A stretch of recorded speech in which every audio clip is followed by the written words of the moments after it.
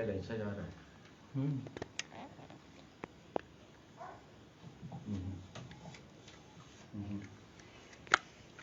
अब ठीक है, अब ठीक है। नहीं नहीं नहीं, हो गया हो गया। आगे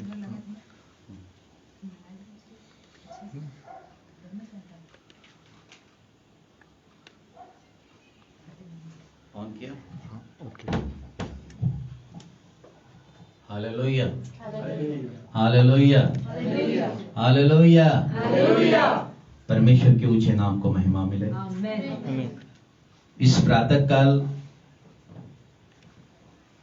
हमने परमेश्वर की आज्ञा के अनुसार कि परमेश्वर ने लिखा है कि तू विश्राम दिन का आदर करना। आमीन।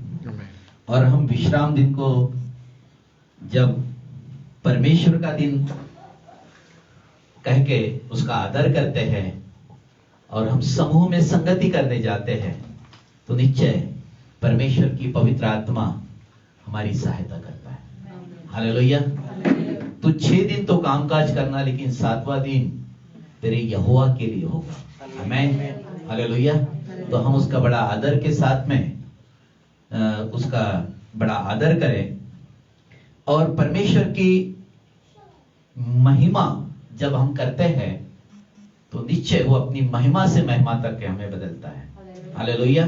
अनुग्रह से अनुग्रह तक बदलता है, हमें प्रेम से प्रेम तक के बदलता है, क्योंकि कलीसिया युद्ध का घर है।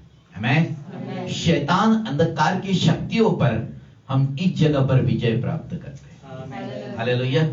आप सभी लोगों का यीशु मसीह के नाम से मैं आप सभी का स्वागत करता हूं। आपने अपना कीमती समय देकर आप सब लोग यहाँ पर आए हैं।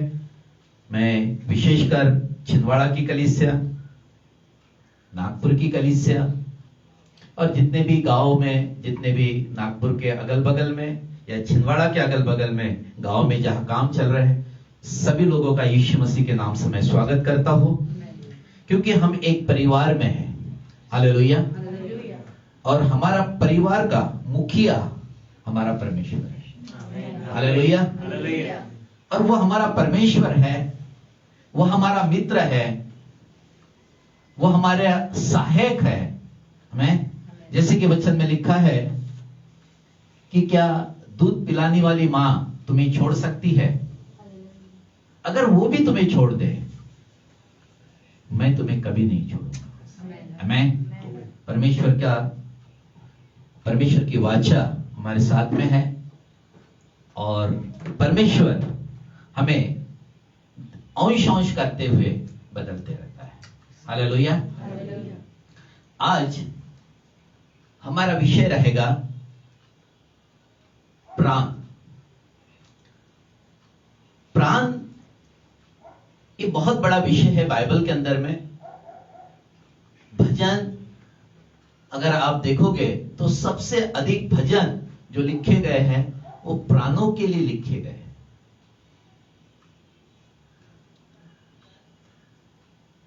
और प्राणों के मुख्य 3 भाग हैं।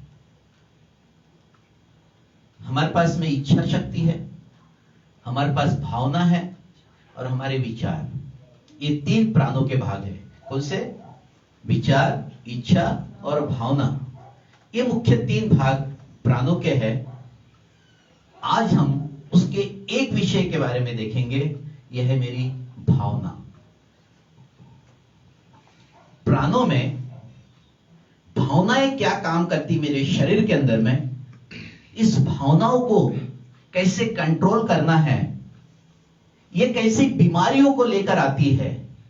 अगर आपकी भावना अगर दुखी हुई है तो निश्चय आप बीमारी में या श्रापों में कैसे आ जाते हैं और शैतान कैसे अंधकार की शक्तियां इन भावनाओं में कैसे काम करती है, इसके ऊपर में आज हम लोग मेडिटेशन करेंगे।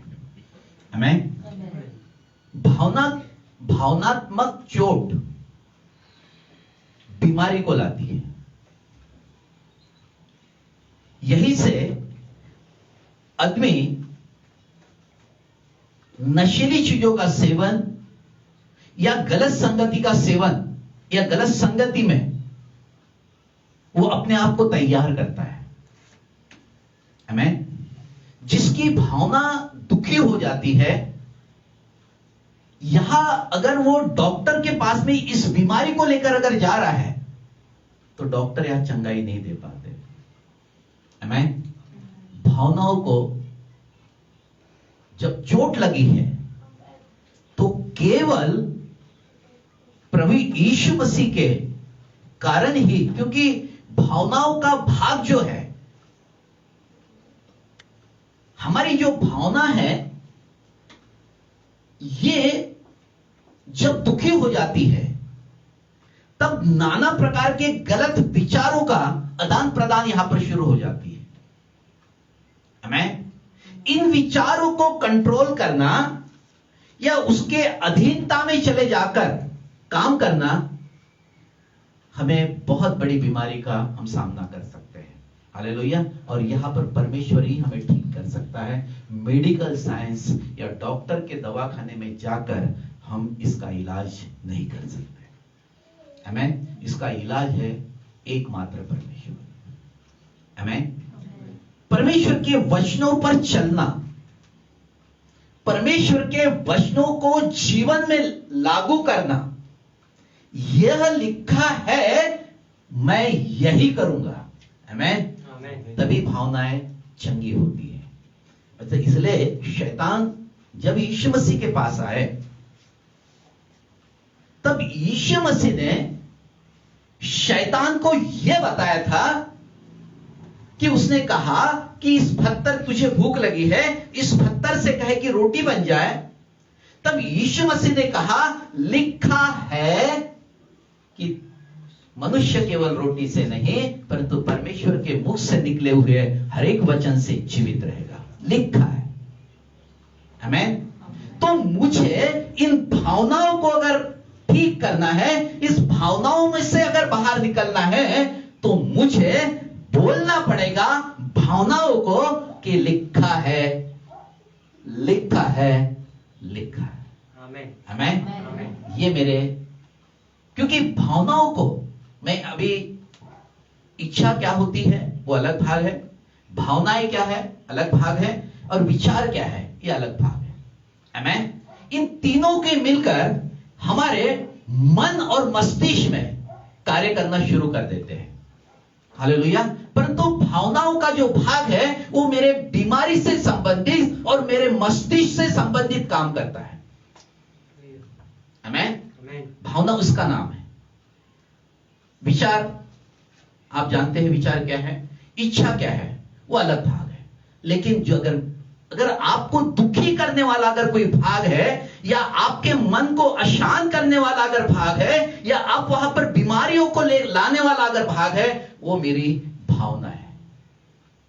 आमीन। जब भावनाएं चंगी हो जाती है तो सारी चीजें बदल जाएगी। आमीन। हालेलुया। एक वचन हम लोग पढ़ेंगे, 2 कुरिन्थियों 5 वचन उसका 17।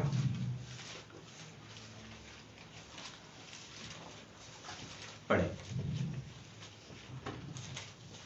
इसलिए यदि कोई मसीह में है, यदि कोई मसीह में है तो वह नई सृष्टि है। एक बात ध्यान में रखना, अगर मसीह में अगर है और मसीह में अगर आए हैं तो हमें नई सृष्टि बनना पड़ेगा। आमीन। पुराने विचार, पुराने रीति रिवाज, पुरानी परंपरा, पुरानी सभ्यता, हम ये है, हम वो है, हम इतने बड़े हैं, हम उतने खा है, ये सब कुछ भूलकर मुझे यीशु मसीह के वचन के द्वारा नया बनना पड़ेगा। तभी मेरी भावनाएं सुधार जाए, उसमें सुधार आएगा। मेरी परंपरा, मेरे धर्म, मेरी जाति, मैं ये, मैं वो, मैं मेरी डिग्री, ये कुछ नहीं बचा सकती आपको। आमीन। अगर मैं मसीह में हूं तो नई सृष्टि हूं। आमीन। बोलो, यदि मैं मसीह में हूं तो मैं नई सृष्टि हूं। हालेलुया। पुरानी बातें बीत गई, देखो सब कुछ नया हो गया। आमेन, हालेलुया। पुरानी बातों को खत्म करना, पुराने विचारों को खत्म करना, पुराने पापों को खत्म करना और नया बन जाना, यही भावनाएं आपकी आजाद हो जाएगी। आमेन। अगर पुरानी बातों को लेकर चल रहे हैं तो हम नई आशीष को नहीं ला पाएंगे। आमेन, हालेलुया। जैसे कि भावनाएं, मेरे अगर चंगाई के 300 रहस्य अगर आपने सुने हैं, उसमें इस विषय को मैंने डिटेल्स में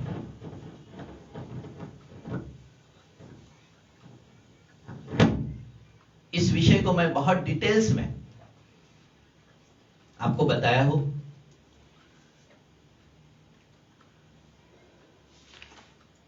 आज मैं इतने गहराई में जाने की कोशिश नहीं करूंगा, लेकिन भावनाएं है क्या, दुखी होने के बाद ये मेरे शरीर में कैसे असर करती है और इसकी चंगाई क्या है, इसके बारे में आज मैं आपको बताने वाला हूं। सबोपदेशक 10 वचन 10 अध्याय वचन 8। सबोपदेशक 10 अध्याय वचन 8, नीति वचन के बाजू में होगा। जो गड्ढा खोदे, जो गड्ढा खोदे वह उसमें गिरेगा, वह उसमें गिरेगा, और जो बाड़ा तोड़े, जो बाड़ा तोड़े उसको सर्प डसेगा, उसको सर्प डसेगा।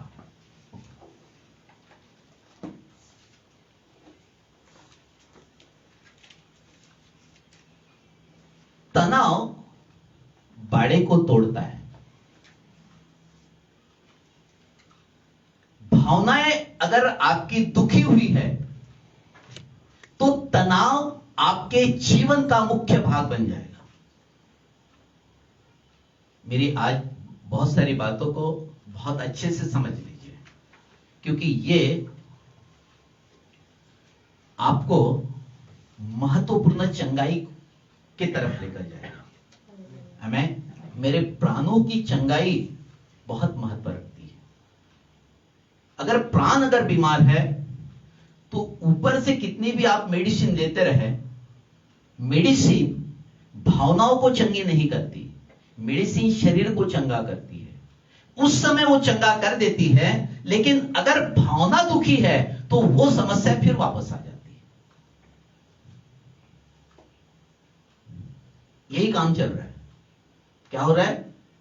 मेडिसिन मेरे शरीर को चंगा करती है, लेकिन मेरी भावनाओं को चंगा नहीं करती। और भावनाओं को चंगा करने के लिए कोई इलाज नहीं है इस संसार में।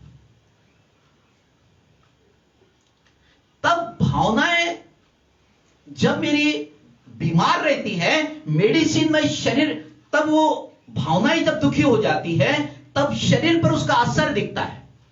शरीर पर जब असर दिखता है तब हम दवाइयां लेते हैं, परंतु तो दवाई खाने के बाद उस समय के लिए, थोड़े समय के लिए वो चंगाई मिलती है, परंतु फिर वो जैसी की वैसी समस्या मेरे सामने आकर खड़ी हो जाती है। उसके लिए मेरे भावनाओं को तरफ देखना पड़ेगा, इसको चोट कहा लगी। आमेन। तनाव बाड़ा तोड़ता है। जो आपने एक सुरक्षा का कवच बना के रखा है, उस बाड़े को क्या कर देगा? तोड़ देगा। आमेन। ये वचन में यही लिखा है। फिर से पढ़े वचन। जो गड्ढा खोदे, जो गड्ढा खोदे वह उसमें गिरेगा, वह उसमें गिरेगा, और जो बाड़ा तोड़े, और जो बाड़ा तोड़े उसको सर्प डसेगा, उसको सर्प डसेगा। मेरे पास में एक सुरक्षा का बाड़ा प्रभु यीशु मसीह ने बना के रखा है। हम बोलते हैं ना, लहू के बाड़े में हम सुरक्षित है। प्रभु मेरे घर के चारों ओर तेरा लहू का बाड़ा है। आमेन। ये शैतान, मैं यीशु के नाम से तुझे बांधता हूं। आमेन। तो ये सारी चीजें, एक बाड़ा, एक सुरक्षा का कवच परमेश्वर ने मेरे चारों ओर रखा है। आमेन। जब भावना दुखी होती है तो गड्ढा खोदने का काम मैं ही करता हूं, और मैं उसके अंदर में गिर भी जाता हूं। कब होता है? भावना जब दुखी होती है। आमेन, हालेलुया। तनाव को हराना चाहिए हमेशा। तनाव को क्या करना चाहिए? हराना चाहिए। इलाज क्या है उसका? बाइबल के अंदर में कोई भी ऐसी चीजें नहीं लिखी गई है कि जो मेरे शरीर, प्राण, आत्मा से संबंधित कोई इलाज उसमें नहीं हो। मेरे विचार, इच्छा, भावनाओं का सबका इलाज बाइबल के अंदर में है, और वो बाइबल मेरी बाइबल है। हालेलुया। और उस लिखने वाले का नाम है यीशु मसीह, जिसने अपने लहू की शाही से उस बाइबल को लिखा है। इसलिए मेरे चारों ओर जो बाड़ा उसने बना के रखा है, उस बाड़े में मैं सुरक्षित रह सकता हूं। हो सकता है मैं आज दुखी हूं, आमीन, परंतु ये दुख मेरे जीवन में अधिक नहीं रहेंगे, क्योंकि ये दुख कुछ समय के लिए आए हैं, निकल जाएंगे। आमीन। परंतु हमेशा दुखी नहीं रहना, वो बातों को स्मरण नहीं करना जो पुरानी होगी। नई बातें लेकर आइए, क्योंकि वचन में लिखा है पुरानी बातें बीत गई, देखो सब कुछ नया हो गया। आमीन। तो मुझे उस भावनाओं के अंदर में नएपन को लाना है। जो हो गया है उसके बारे में विचार करने से ज्यादा है कि जो लाइफ मेरी बची है उसको बहुत अच्छे से कैसे जियो। आमीन। क्योंकि मेरा फोकस ऊंचाई पे रहना चाहिए। बाइबल क्या बताती है? बाइबल में सब इलाज है। आमीन। तनाव को हराना चाहिए हमेशा। तनाव को पकड़े मत रहो। तनाव शांति को मारता है। आपकी शांति वो खत्म करेगा, पहले आपको शांत कर देगा। शांत मन तन का जीवन है, परंतु वह शांति को लेकर आएगा। आमीन, हालेलुया। तनाव हमें परमेश्वर से दूर भी कर सकता है। तनाव क्या करेगा? आपको परमेश्वर से दूर भी कर सकता है। खुशहाली का घर, हम जब बोलते हैं कि ये घर बहुत अच्छे लोग हैं, अच्छा घर है, इसका अर्थ क्या है? सब खुश है, संपन्न है, दुख में भी वो परमेश्वर की महिमा करते हैं। आमीन। देखो, दुखों को दुख समझकर लेकर बैठने से ज्यादा दुखों को सुखों में बदलकर जीवन जीना अच्छा है। आमीन। क्योंकि अभी मुझे सामने देखना पड़ेगा, मेरा भविष्य कहाँ है, मेरा घर ऊंचाई पर कैसे जा सकता है। पुरानी बातें जो बीत गई हैं, पुरानी बातों को, मरी हुई बातों को स्मरण करोगे तो सामने का जो भविष्य है वो खत्म कर दोगे आप, वो अंधकार में आ जाएगा। क्योंकि इन बातों को आप सोच रहे हैं, मरी हुई बातों को सोच रहे हैं। मरी हुई बातों को मरा हुआ समझकर खत्म करके झटक देना, और सामने में जो कुछ चीजें परमेश्वर ने लिखी है उसके तरफ फोकस करना, मेडिटेशन करना। आमीन, हालेलुया।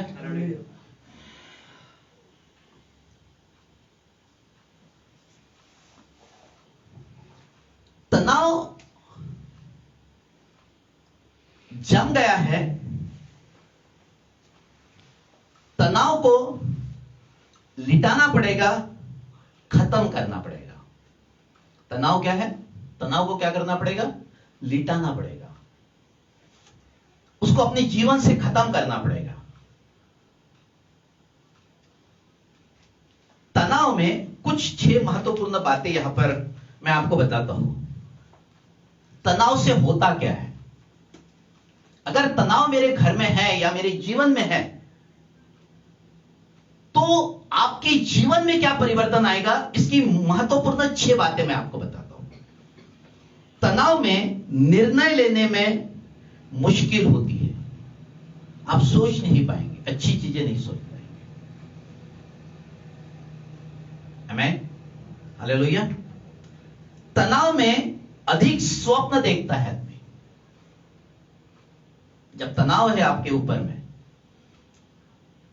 आप अधिक स्वप्नों को देखेंगे। तनाव में हर एक चीज की चिंता आदमी करता है, छोटी छोटी चीज की चिंता करना लगता है। इसका कैसा होगा, उसका कैसा होगा, ये क्या होगा, वो क्या होगा, चिंता करते रहता है। तनाव जब जम जाता है तब चिंता करने लगता है। तनाव जम गया है तो आपको अधिक गुस्सा आएगा, आप तुरंत आक्रमण करने की कोशिश करेंगे, अटैक। फिर वो सामने कौन है वो उसके बारे में देखता ही नहीं आदमी। आमीन। चौथा बात, पांचवी बात, तनाव जब जम जाता है तो आदमी भूल जाता है मुझे करना क्या है। भूलने की आदत यही से स्टार्ट होती है। आमीन। छठवां पॉइंट, तनाव जब जम जाता है तब अपने विचार आदमी के शुरू हो जाते हैं, अपने ही विचारों में मग्न रहता है। हो सकता है कि उसका होठ भी, जब लास्ट स्टेज पर तनाव आता है तो उसके होठ भी हिलते रहते हैं, वो अंदर ही अंदर कुछ तो भी बोलते रहता है, पटपट पटपट करते रहता है।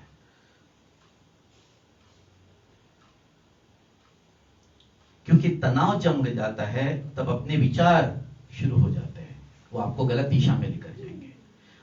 तनाव में अगर विचार कर रहा है तो कभी भी सही विचार नहीं करेगा, जो विचार करेगा वो गलत ही विचार करेगा, क्योंकि तनाव क्या हो गया, जम गया है। आमीन। तो यहां अपने विचार शुरू हो जाते हैं उसके। आमीन। ये 6 महत्वपूर्ण बातें है। तनाव जब जम गया है तो ये 6 बातें मेरे जीवन में आनी शुरू हो जाती। जब ये 6 बातें मेरे जीवन में आते हैं तो ये तनाव, ये आया है, ये 6 बातें मेरे जीवन में आई है, ये आई कहां से है, ये कहां से आई है, इसके 7 महत्वपूर्ण पॉइंट मैं आपको बता रहा हूं अभी। ये आई कहां से ये बात है।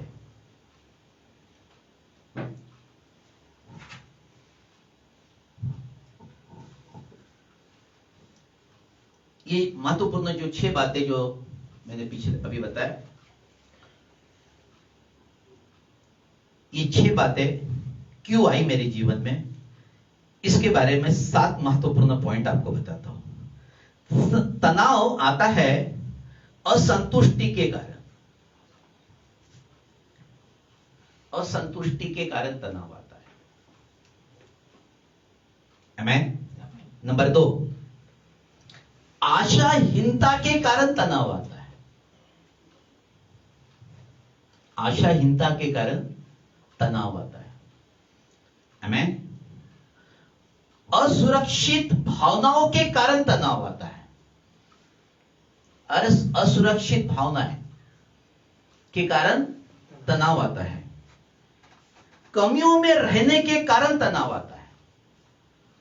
कमियों में रहना यानी रुपया पैसा हो सकता है, इस रुपये पैसे के अधिक कमियों में रहने के कारण भी तनाव आता है। 5वां महत्वपूर्ण पॉइंट, नींद न होने के कारण भी तनाव आता है। नींद बिल्कुल सही होना चाहिए। वचन में लिखा है कि परमेश्वर अपने प्रियजनों को नींद प्रदान करता है। आमीन। हालेलुया। नींद न होने के कारण तनाव आता है। 6वां पॉइंट, संबंधों को खो देने के कारण भी तनाव आता है। संबंधों को खो देने के कारण, या तलाक या मृत्यु होना, इसके भी कारण तनाव आता है। यह व्यक्ति आत्महत्या तक के भी विचार करना शुरू कर देता है। आमीन। ये सारी चीजें कंट्रोल में रहना चाहिए, क्योंकि मेरा परमेश्वर मेरे साथ में रहता है। वो जीवित परमेश्वर है, वो मेरे साथ रहता है। हालेलुया। मेरी चीजें, जहां पर परमेश्वर नहीं है उनका जीवन तो बेकार ही है, लेकिन मेरे पास परमेश्वर है। वो मेरे घर का मुखिया है, हाँ, वो मेरा स्वामी है। आमीन। हालेलुया। वो सब कुछ बदल सकता है, ये मेरा विश्वास होना चाहिए। आमीन। हालेलुया। 7वां और महत्वपूर्ण पॉइंट, प्रेम की कमी के कारण तनाव आता है। उदाहरणतः एक व्यक्ति, जैसे कि प्रेम की कमी, पति पत्नी के संबंधों के बारे में हो सकता है, या पति पत्नी बच्चों के बीच में संबंधों के कारण भी आता है। तो प्रेम की कमी के कारण तनाव आता है।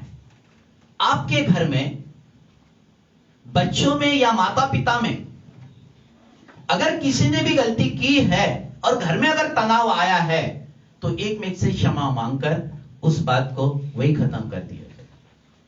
ये सबसे बेस्ट तरीका है। या पति पत्नी के बीच में अगर मन मुटाव हो रहे हैं, तो एक में कोई क्षमा मांगकर उन सारे संबंधों को खत्म कर देना। वो जो तनाव वाली जो चीजें हैं उसको खत्म कर देना और अपने संबंधों को सुधार की तरफ लेकर जाना। यहां से तनाव खत्म हो जाएगा। मैं छोटा हो जाऊं या वो बड़ा हो जाए, या वो बड़ी हो जाए मैं छोटा हो जाऊं, ये बातें नहीं। हमारे घर के अंदर में हम बड़े और छोटे को नहीं देखते। हमारा घर अगर किसी समस्या का शिकार अगर हो जाता है, तो तकलीफ मुझे ही और घर के सभी लोगों को होती है। आमीन। एक व्यक्ति बीमार रहता है लेकिन पूरा घर बीमार हो जाता है। आमीन। क्यों? अगर वहां पर मनमुटाव है तो आपस में सहमति कर ले और उसको खत्म कर दे। ये बार बार होना ही नहीं चाहिए। अगर मेरे घर में परमेश्वर है, घर में परमेश्वर का प्रेम है, तो ये बार बार नहीं होना चाहिए। हमें तुरंत उसको तत्काल खत्म कर देना और वहां से हट जाना। हमें हालेलुया। ये है तनाव किसके कारण आता है? इन चीजों के कारण तनाव होता है। हमें हालेलुया।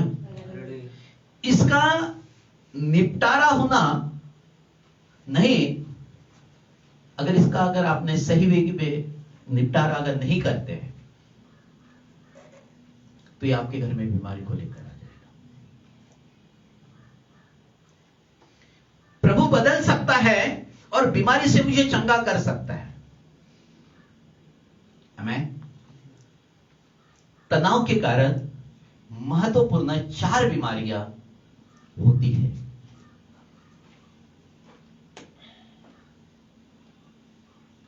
तनाव के कारण 4 बीमारियां होती है। 4 बीमारी के पहले जो मेरे शरीर में एक पौधा तैयार होता है, वो पौधा जब तैयार होगा तो उसमें 4 फल लगेंगे। पहली बात, क्रोध, डर, तिरस्कार, नफरत, ये आपके अंदर में तनाव के कारण आ जाएगी। ये क्या है? फल है। कौन से? आत्मा के नहीं, शरीर के फल तनाव के कारण आए। हमें कौन से? क्रोध, डर, तिरस्कार, नफरत। ये 4 चीजें आपके जीवन में आ जाएगी। इसलिए यीशु मसीह ने 39 बीमारियों के लिए कोड़ों का मार सहा। उसमें ये भी बीमारियां है। आमीन। क्रोध, पहला नंबर 1, क्रोध से एथराइड, इसका अर्थ हड्डियों की बीमारी शुरू हो जाएगी। आपको हड्डियों का कैल्शियम लीक होना,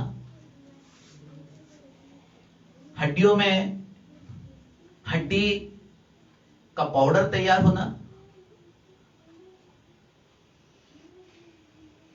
हड्डियों में हमेशा दर्द रहना, जॉइंट्स पेन आपको होना शुरू हो जाएगा, हड्डी की बीमारी शुरू हो जाएगी। डर से आता है अस्थमा, श्वास की बीमारी, अस्थमा, ये डर के कारण आती है। अगर आप किसी काली छाया से डर रहे हो या कोई अंधेरे में जाने से अभी भी आपको डर लगता है, ये आपको श्वास की तकलीफ पे लेकर जाएगा। तिरस्कार से हृदय रोग तिरस्कार से तैयार होता है। जो तिरस्कारी शब्द का अर्थ कैसा बताएंगे हम लोग?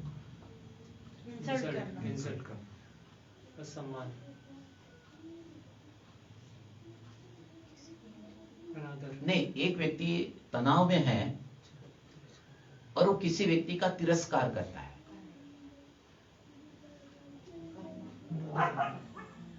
कोई व्यक्ति का तिरस्कार करता है। तिरस्कार को क्या बोलेगी? शब्द क्या है उसका? हाँ, आदर नहीं करता। हाँ, मतलब कोई भी चीजें अच्छी भी अगर उसको बताई जाए तो उसको बुराई समझेगा। तिरस्कार करना, आमेन।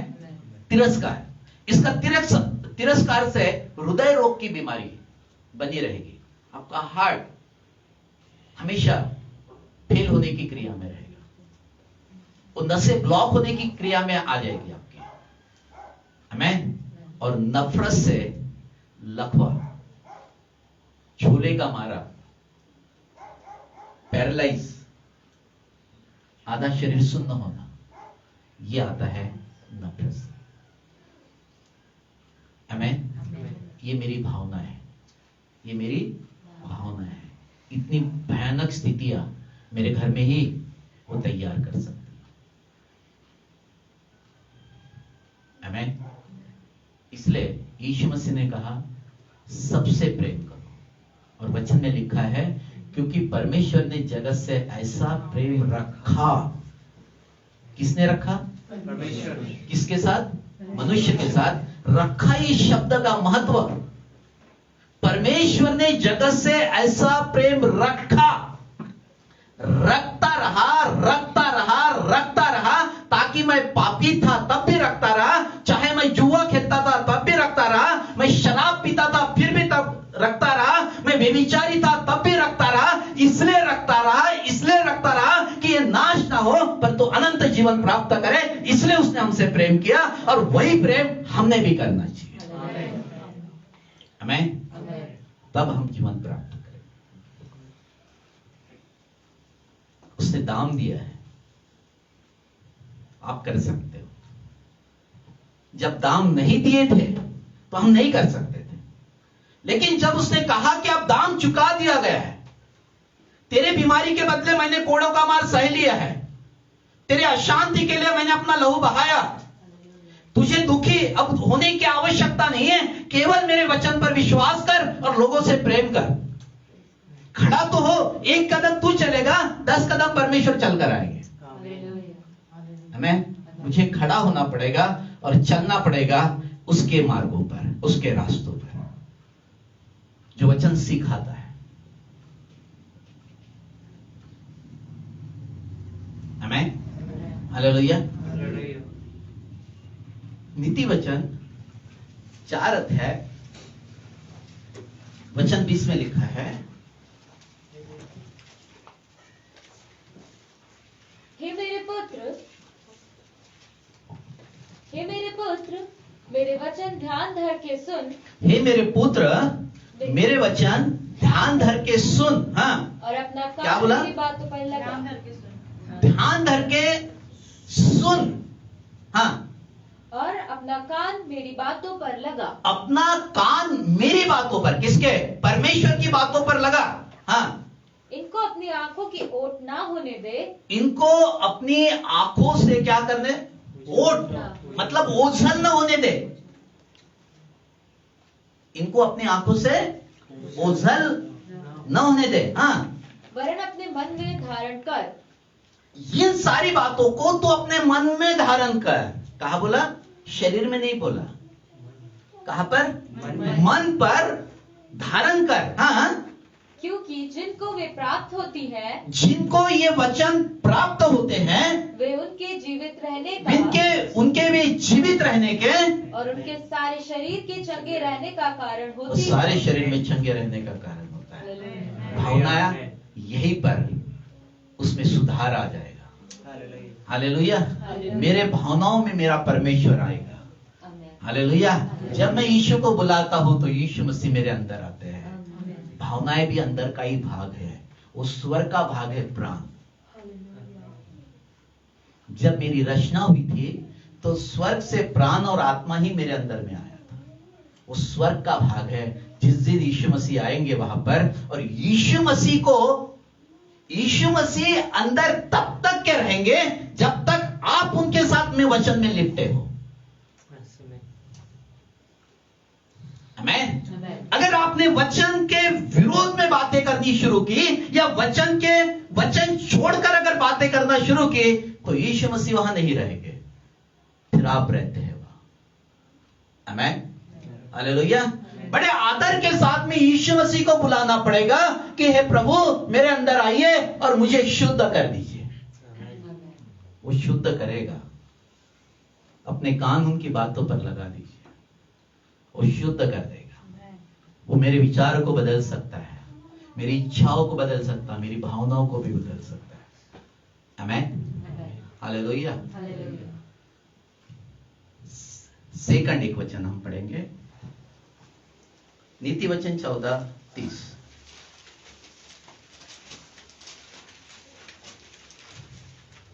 शांत मन तन का जीवन है। शांत मन तन का क्या है? जीवन है। हाँ, परंतु मन के जलने से हाँ, हड्डियां भी जल जाती है। आमीन, हालेलुया। शांत मन तन का जीवन है, और मन के जलने से हड्डियां क्या हो जाती है? जल जाती है, सूख जाती है। एक जगह लिखा है सड़ जाती है। आमीन, हालेलुया। तो ये सारी चीजें, प्यार क्या है? यीशु मसीह का प्रेम एक दवा के रूप में काम करता है। बेशर्त वो प्रेम मेरे अंदर में भी आ जाए।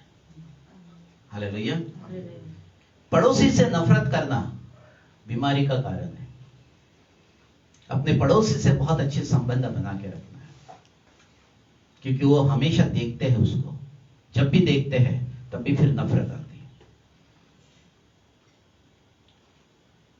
भावनाओं को चोट पहुंचती है, तब प्रभु के सामने अंगीकार करना और क्षमा के लिए प्रतिदिन जाना है।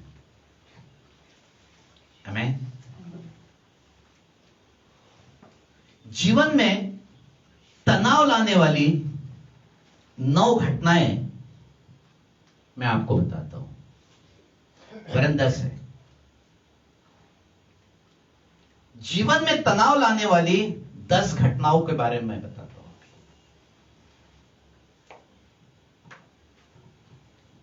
इन घटनाओं से जीवन में तनाव आता है। जीवन में पति या पत्नी, नंबर 2, तलाक के कारण तनाव आता है। तलाक जब हो जाता है किसी का, उसके कारण तनाव आता है। परिवार में सदस्य की मृत्यु होने के कारण भी तनाव आता है। कोई भी व्यक्ति हो, बेटा हो, कोई चाचा का लड़का हो, या कोई जो भी है, अगर परिवार में अगर किसी सदस्य की मृत्यु होती है, उसके कारण भी तनाव आता है। नंबर 4, व्यवहारिक परेशानी। जीवन साथी से वैवाहिक परेशानी, जीवन साथी से खुश न रहने के कारण भी तनाव आता है। पति पत्नी के संबंध बहुत अच्छे होना चाहिए। अगर उनके संबंध ठीक है तो परिवार के अंदर में वही प्रेम निकलेगा और वही प्रेम जाएगा बच्चों में। अगर उनके संबंध ठीक नहीं है तो बच्चों में संबंध ठीक नहीं रहेंगे। बच्चे गलत लाइन में निकल जाएंगे। फिर वो बोलते हैं कि बच्चा थोड़ा सा बड़ा हो गया और अपने पैर पर खड़ा क्या हो गया, तो उसको नाना प्रकार के गलत शौक लग गए।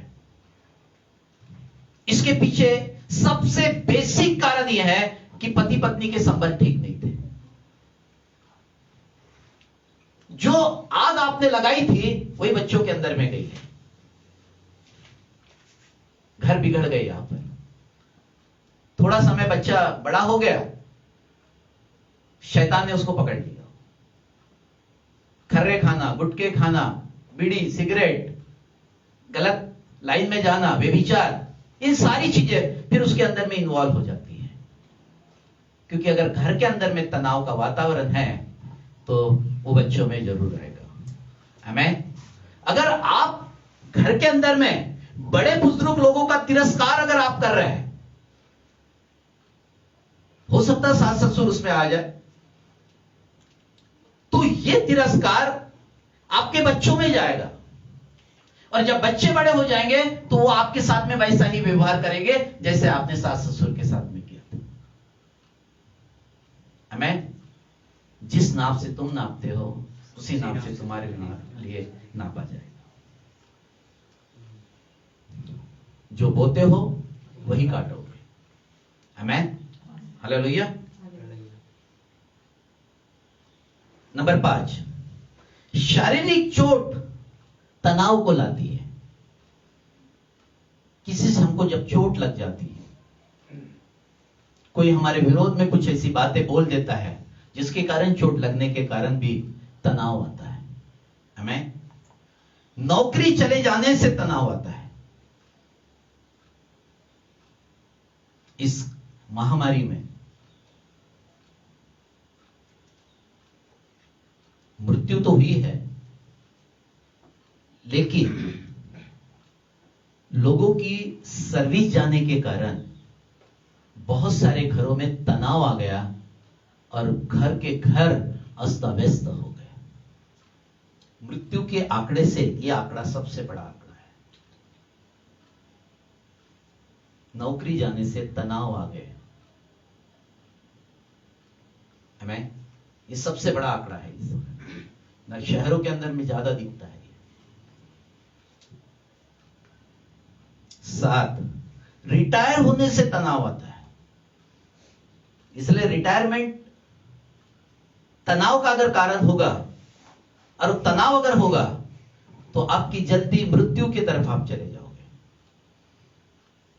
अब हो गया, मेरी एज हो गई, पूरी हो गई, ऐसा हो गया, अब हो गया, सब खत्म हो गया, अब मेरी कोई नहीं सुनता।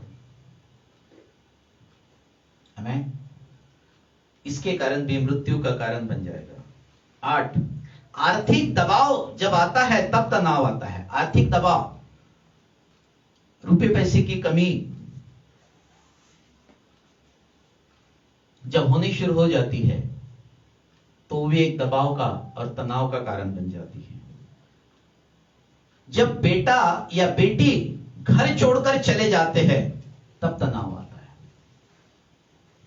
घर के बड़े लोग, बड़े बच्चे शादी के बाद में घर छोड़कर चले जाते हैं। जवान लोगों को मैं एक सलाह देना चाहूंगा कि माता पिता को छोड़कर अलग मत हो जाइए। अगर आप अलग हो जाओगे तो वैसा ही आपके साथ में भी आपके बेटे भी करेंगे। वो एक श्राप के रूप में काम करेगा। क्योंकि जब उनको जरूरत होती है आपकी, जब उनका बुढ़ापा होता है और बेटे जब जवान होते हैं, क्योंकि इस जवानी के दशा में लाने के लिए उन्होंने आपका हाथ और आपकी उंगली पकड़कर चलाना सीखा था और यहां पर लेकर आए हैं। और जब आपकी बारी आ गई और अब उनकी कमजोरी है, अब उन्हें सहारे की आवश्यकता है, तो आपने घर छोड़कर चले गए। हमें ये एक श्राप का प्रतीक बनेगा। ये हमेशा तनाव को लेकर आएगा आपके जीवन में। लोग जब चर्च को बदल देते हैं तब भी तनाव आते हैं। हमें ये सारी 10 जो महत्वपूर्ण बातें हैं जीवन में तनाव को लेकर आते हैं। यहां से ये तनाव के अंदर में वो हमेशा सिगरेट, गुटखा, शराब, ये 3 चीजों का सेवन अवश्य करेगा। और चौथा है व्यभिचार। ये 4 चीजें उसके जीवन में जुड़ जाएगी। पहला सिगरेट, गुटखा, शराब और व्यभिचार। ये 4 चीजें तनाव में अगर व्यक्ति है, अगर ये जवान व्यक्ति है, तो 4 चीजों पर मेडिटेशन करेगा। आमीन, हालेलुया। इससे हम निकल सकते हैं, इससे हम निकल सकते हैं। नीति वचन 23-29 पढ़ना।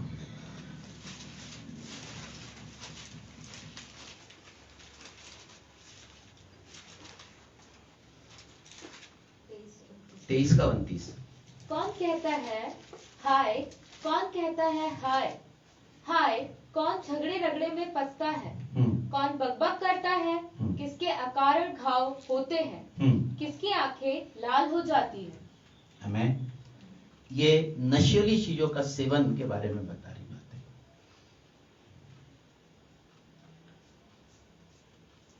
चोट अगर लगी है, आपको चोट लगी है, आपको ऐसे व्यक्ति के पास जाना है जो इस चोट में से आपको बाहर निकाल दे सकता है। अपने शरीर को उस नशे की चीजों में झोंक मत दीजिए, परंतु इसमें से बाहर कैसे आओ, ये चीजें में से मैं बाहर आकर मैं एक अच्छा अपना जीवन कैसे बिताऊं, इसके साथ परमेश्वर होता है। आमीन, हालेलुया। अब जबकि परमेश्वर मेरे साथ है, मैं इसमें से बाहर आ सकता हूं, 100% आ सकता हूं। परमेश्वर मुझे इसमें से बाहर निकाल देंगे। बेशक मैं अपनी बातें, अपनी सोच को बंद कर दूं, उसकी स्विच बंद कर दीजिए और परमेश्वर क्या बोल रहा है उसकी सुनना शुरू करें, मेडिटेशन करें, परमेश्वर का एक एक वचन पढ़ना शुरू करें। आपको परमेश्वर इसमें से बाहर निकाल देंगे। आमीन। नीति वचन बाहर निकालने का एक रास्ता मैं आपको बताता हूं कि इसमें से अगर कोई फंस गया है तो यह व्यक्ति बाहर कैसे आएगा। नीति वचन 4 अध्याय, वचन 6, 7, 8, 10 तक के, 4 से लेके 10 तक के, 6 से लेके 10 तक के। बुद्धि को ना छोड़, वचन, एक मिनट, नीति वचन 4 अध्याय 6 से लेके 10 तक हमें पढ़ना है। हाँ पढ़े। बुद्धि को ना, एक मिनट, माइक।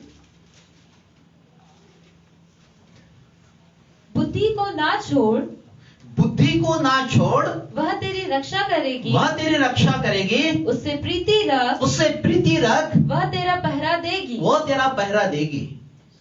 बुद्धि श्रेष्ठ है, बुद्धि श्रेष्ठ है, इसलिए इसकी प्राप्ति के लिए यत्न कर, उसके प्राप्ति के लिए यत्न कर। हाँ, जो कुछ तू प्राप्त करे, हाँ, उसे प्राप्त तो कर, हाँ, परंतु समझ की प्राप्ति का यत्न घटने ना पाए। उसकी बड़ाई कर, वह तुझको बढ़ाएगी। जब तू उससे लिपट जाए तब वह तेरी महिमा करेगी। वह तेरे सिर पर शोभायमान भूषण बांधेगी और तुझे सुंदर मुकुट देगी। हे मेरे पुत्र, मेरी बातें सुनकर ग्रहण कर, तब तू बहुत वर्ष तक जीवित रहेगा। क्या बोला है? मेरी बातें सुनकर उसको ग्रहण कर, तब तू क्या होगा? अधिक समय तक के जीवित रहेगा। तनाव है, उसका इलाज है हमारे पास। उसका इलाज बीमारी नहीं है। तनाव को लिटाकर मैं उसमें से बाहर होकर मैं परमेश्वर के राज्य के लिए बढ़ूंगा।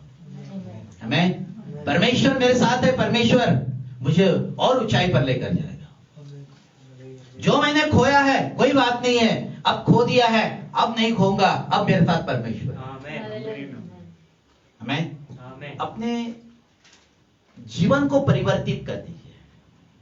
जिसके कारण दुख मेरे घर में आए हैं, हो सकता वो शब्द हो सकता मेरे व्यवहार हो सकता मेरी गलत सोच हो सकता मेरे गलत विचार, मन से निकलने वाली चीजें हो गलत। अगर वो वहां पर हो रही है, उसको पूरे तरीके से बदल दीजिए और नया होना शुरू कर दीजिए। अपने आप को नए स्थिर पर, नए जगह पर लेकर जाए। पुरानी बातें बीत गई, देखो सब कुछ नया हो गया, वहां पर लेकर जाइए, नया कर दीजिए।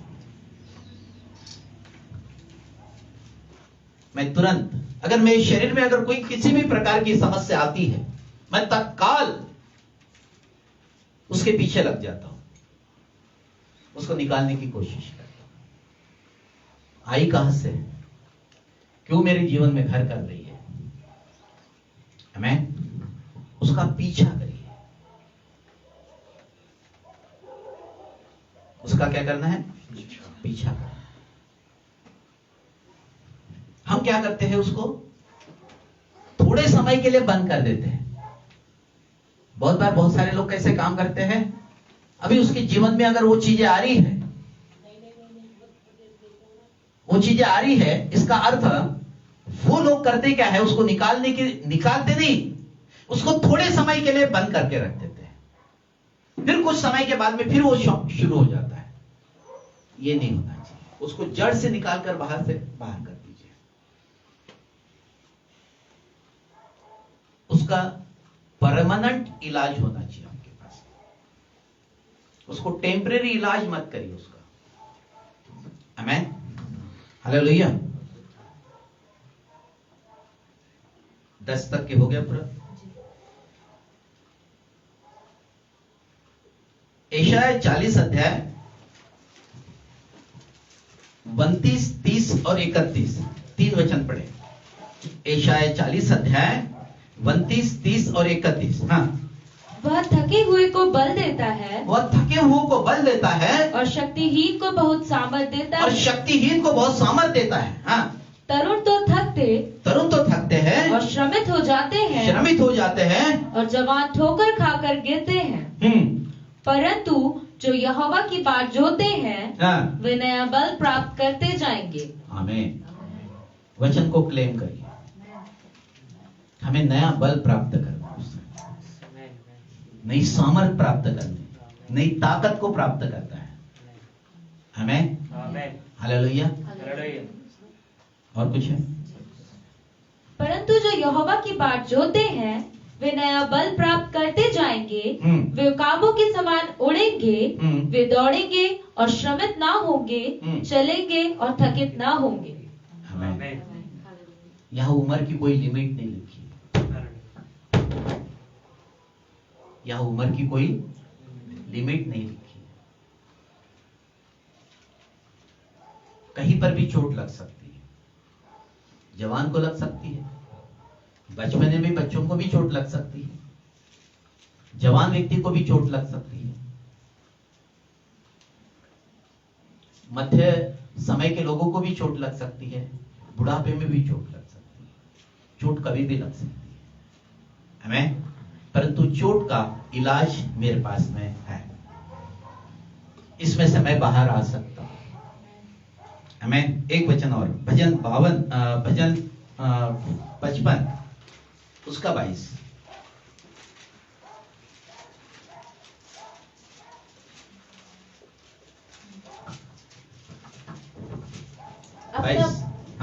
अपना बोझ यहोवा पर डाल दे, अपना बोझ यहोवा पर डाल दे। इतना बड़ा बोझ तो नहीं है आपका, जो भी बोझ आपके ऊपर में है यहोवा पर डाल दे। हाँ, और वह तुझे संभालेगा, वह धर्मी को कभी टलने ना देगा, आमीन। उसको बंद कर।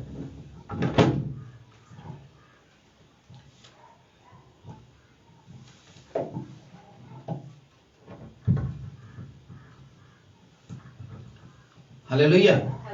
तो नीचे बोझ यहोवा पर डाल दे, वो धर्मी को कभी टलने नहीं देगा।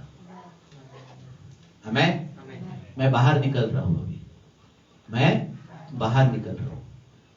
भजन 103 1 से लेके 5 तक लिखा है। हाँ, हे मेरे मन यहोवा को धन्य कहे, और जो कुछ मुझ में है वह उसके पवित्र नाम को धन्य कहे। हे मेरे मन यहोवा को धन्य कहे, और उसके किसी उपकार को ना भूलना। वही तो तेरे सब अधर्म को क्षमा करता और तेरे सब रोगों को चंगा करता है।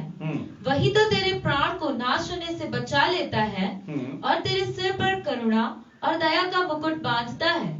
वही तो तेरी लालसा को उत्तम पदार्थों से तृप्त करता है, जिससे तेरी जवानी उकाब के समान नई हो जाती है।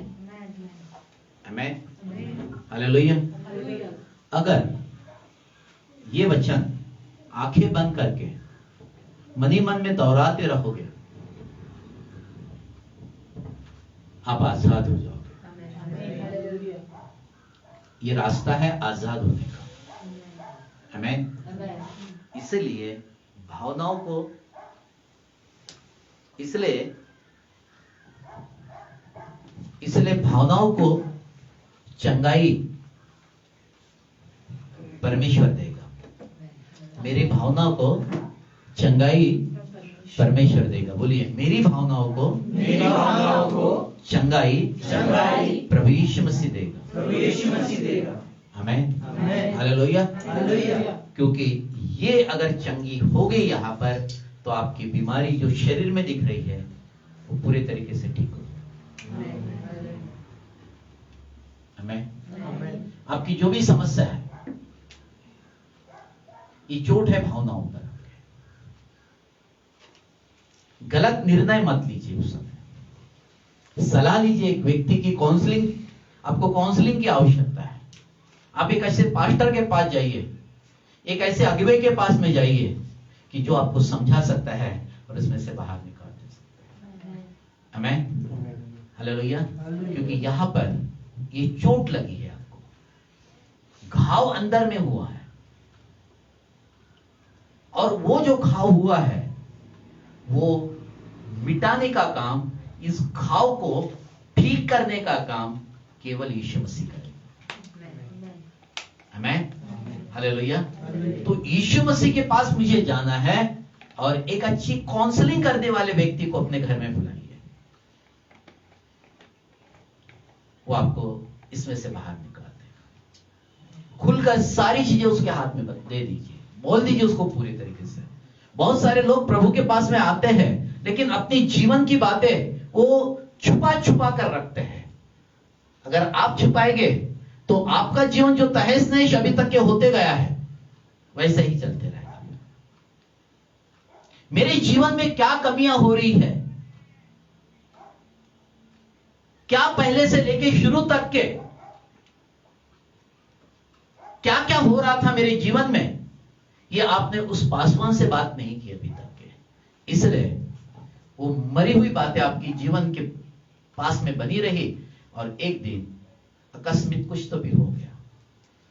आमीन। अपने जीवन से बाइबल बहुत बहुत गहराई में जाकर आपसे बातें करती है। परमेश्वर का वचन आपको कितनी भी गहराई क्यों ना हो, मैं कहीं पर भी बैठा क्यों ना हो, लेकिन अगर परमेश्वर मेरे साथ है तो मेरा विरोधी कोई नहीं हो सकता। आमीन, हालेलुया। तो इसीलिए जरूरी है कि ये भावनाओं की जो चोट है ये पूरे तरीके से चंगी हो सकती। आते हैं प्रभु के पास में, परंतु वो पहले शुद्ध कर दीजिए। वो चोट अगर वहां से पोंछ दी जाएगी, आमीन, तो आपका शरीर बिल्कुल स्वस्थ हो जाएगा। आमीन। क्योंकि परमेश्वर के नियम मानने के लिए आए हैं। आमीन। सुनाने के लिए नहीं। पहले मैं इस बात को पहले मानता हूं, इस नियमों पर आदर करता हूं। मैं ये वचन का एक एक चीज का आदर करता हूं। कभी कभी एक एक वचन भी मुझे तोड़ देता है, मेरे आंसू बहने लगते हैं। उस समय में मेरा हृदय टूट जाता है उसके सामने। हम सब मनुष्य जाति है, हम सबको खुदा के सामने झुकना है। आमीन, हालेलुया। और परमेश्वर आपको वहीं पर पकड़ता है और वहीं पर चंगाई देता है। आमीन, हालेलुया। इसलिए हम जब 3 दिन के क्रूसेड में रहते हैं या 3 दिन के सेमिनार में हम लोग कहीं जाते हैं, तो 3 दिन जब वहां पर प्रार्थना दुआ के साथ में रहते हैं, तो महसूस करते हैं उधर से आने के बाद कि मैं पूरे तरीके से हल्का हो गया हूं, मैं चंगा हो गया हूं, मुझे अभी किसी प्रकार की समस्या दिख नहीं रही है।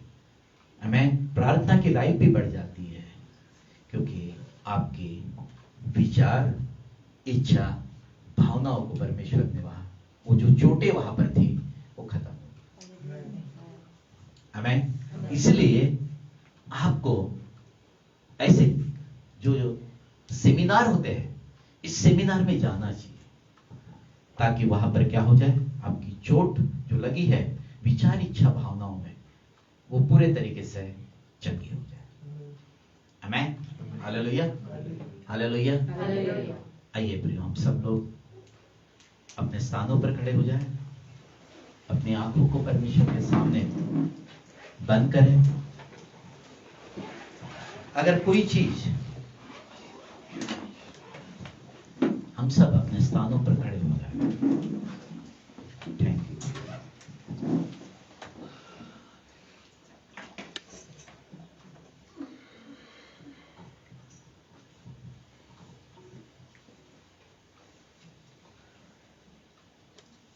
अगर आपको महसूस हो रहा है कि जो पिछली कुछ बातें मैंने जो आपको बताई है आपके जीवन में अगर वो हो रही है, तो आपके जीवन में हमेशा तनाव रहेगा। मेरे पास में परमेश्वर असंभव को संभव करने वाला परमेश्वर है। वो मेरे जीवन को बदल सकता है। बाइबल में हर एक के लिए इलाज है, बेशर्त कि बाइबल में कैसे पढ़ता हूं, उसके ऊपर मैं कैसा मेडिटेशन करता हूं और उस रास्ते पर कैसे चलता हूं। अगर आपके भावनाओं को या भावना ग्रसित हो गई है या उसमें चोट लगी है, तो इस संसार का डॉक्टर आपको नहीं सुधार पाएगा।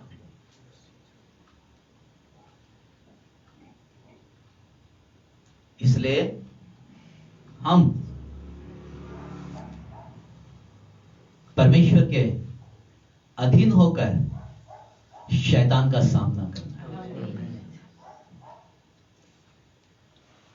प्रियो, अपने आप को चेक करो, अपने आप को बदलो, अपने विचारों को बदलो, अपने मन को बदलो। अगर वो मन कठोर हो गया, एजेकियल की किताब में लिखा है कि मैं कठोर हृदय को मांस का हृदय कर दूंगा। प्रभु जी अनुग्रह करे, इन पर अनुग्रह करे प्रभु। आज अपने बच्चों की चोटों को चंगा करे प्रभु।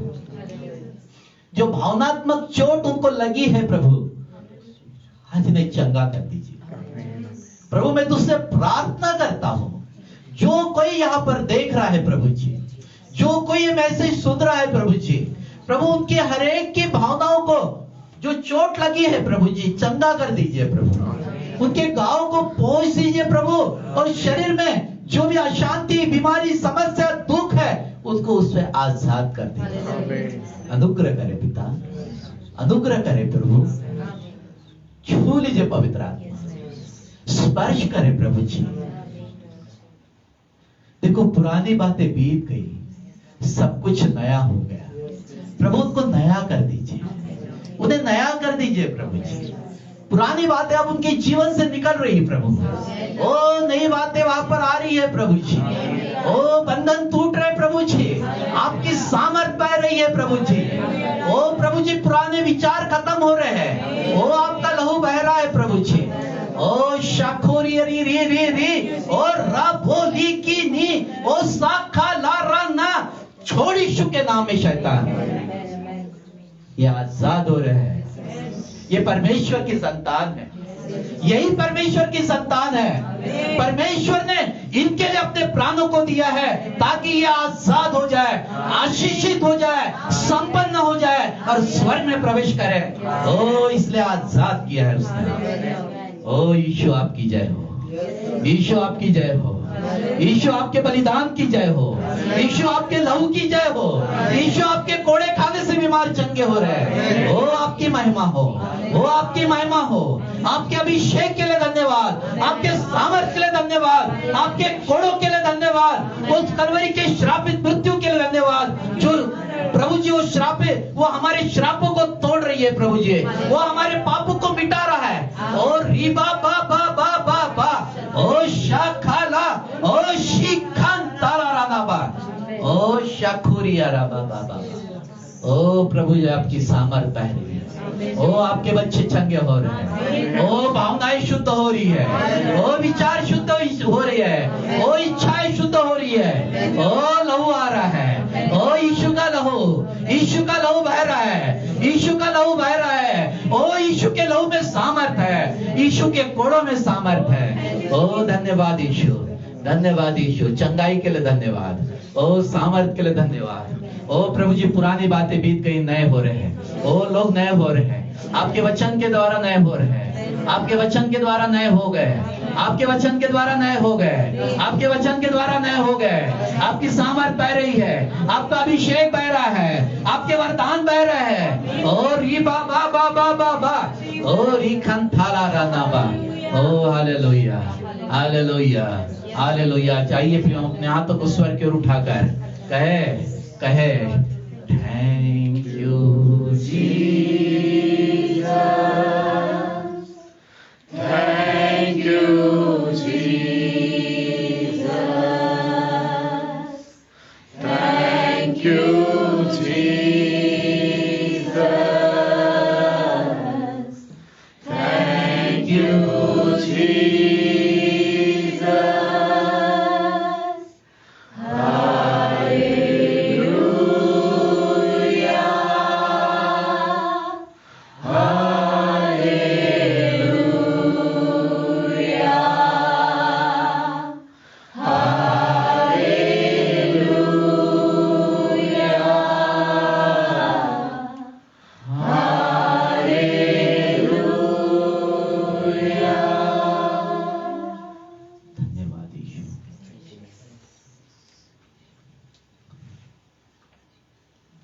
आपने बाड़े को तोड़ दिया प्रभु जी, तनाव दूर हो गए, तनाव दूर हो गए।